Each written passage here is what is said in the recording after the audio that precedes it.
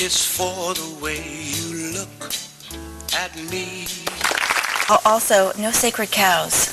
It's one of our favorites. We love that one. Well, it's sort of this way.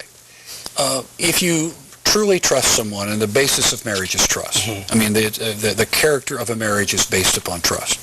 And if you lose the trust, ergo, there goes much about the marriage. So the notion of no sacred cows says that we trust each other enough that we are willing to talk about anything and everything. Now, that doesn't mean go back to the boyfriend you had in high school. You know, that's not what we're talking about. We're saying that it's okay to share your secrets. It's okay to talk about very painful things. It's okay to do that because you have with you your best friend. If you ask these successfully married couples, who is your best friend?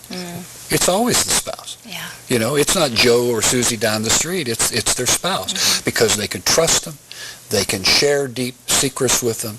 That's what it's about, is don't be afraid. That's what these couples tell us over and over, because the secrets they've shared, they've actually strengthened their relationship over time. And that's what I think couples going into marriage need to know. If that person is not your best friend above and beyond everything else, you know, attraction and things in common, if they're not your best friend, then when push comes to shove, are you going to trust? Can you be vulnerable? Can you really let your guard down with that person and trust that they're going to honor and cherish, you know, the most vulnerable places of your life? It's one of the most defining questions of our interview. When they start naming other people as their best friend, we can just write off the interview. We know perfectly well this is not a happy couple.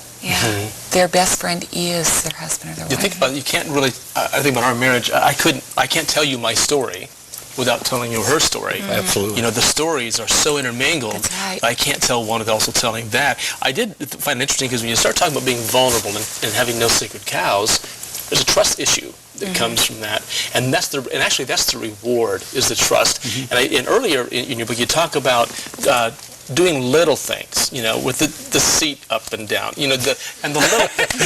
You call that toilet seat love. Four different scenarios. You want to do this, you want to do this, you probably don't do this, and you absolutely don't want to do this one. But the idea of even a touch. You know, and I think about how many times you get busy. One's up earlier. You know, it's the saying, "I love you" every day. It's the kiss. Those little things, I would imagine, if done regularly, begin to develop a sense of trust that you can build on. No question about it. The story we like to tell is the man who said, "If I touch my wife in the house 100 times a day, I touch her." If you pass her. If he passes 100 times a day, I touch her. And you know, it acknowledges presence. It says, "I love you so much, I simply must touch you." And this notion of getting used to touching, of making it part of your daily routine, if you will, brings together sort of a oneness, an intimacy, a caring, a loving. Heck, she pats me on the fanny and I still get cold chill after 43 years, you know. It's I do Something like brings the cold chills on. But you know, it's that little bit of connectedness, because even though we work together, we can be very involved in work and then kids and then all this, but to just take a little moment, like, you know, if he'll just touch me on the shoulder where I get my worst pain, it's that little bit of connectedness that you don't have to say anything else because it says everything. Absolutely. That makes that connection that we're more than just you know, parents and partners, that we're in this together. And I call that a Morse code for love, because there honestly is, when we watch these couples, because we do a lot more than an interview, we watch how they handle each other. When we ask them questions, they're going like this all the time because they talk through their touch. It's a form of communication that means so much to them. We don't have a lot of time left, but if you were going to say, of the seven, the one that ultimately seems to be the culprit in a marriage that just doesn't seem to be working, is there one you can identify? Well, I think it's number 3, and I suspect she probably would too. What we call the golden rule. It's what our mothers taught us. You know, do unto others as you would have them do unto you.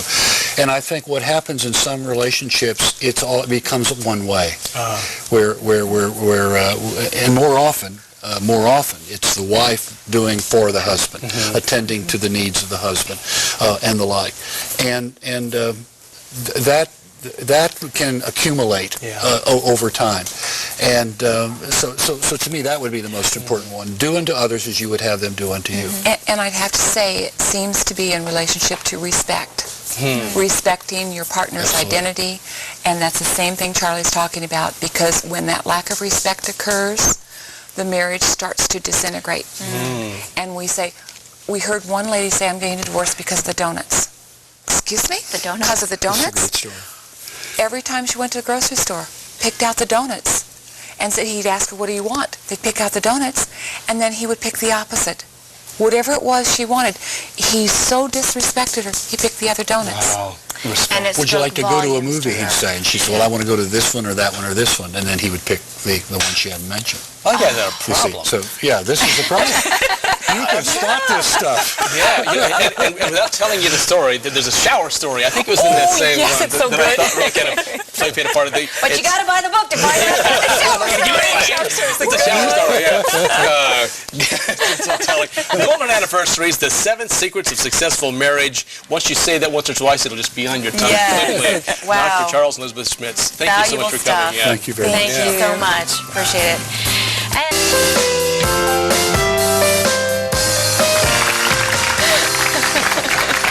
At the last minute, I said, where's the book? Where's the book? And Yeah. poor Mike is running across the studio and running back. And Super Mike. He's like this at 2-1. Probably caught a glimpse of his cake as he pulled off the side.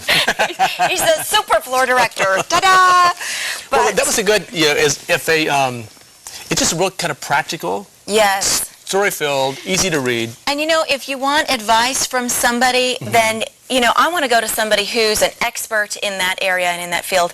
And if you want to get a Valentine gift for maybe your mom and dad, or, maybe even a newlywed couple, if you want to get something, this would be a great investment in someone's marriage. I have to believe that people really, and you have to stipulate something. Somewhere along the line, you have to agree that this is a premise. Yeah. I think people that are married want to stay married.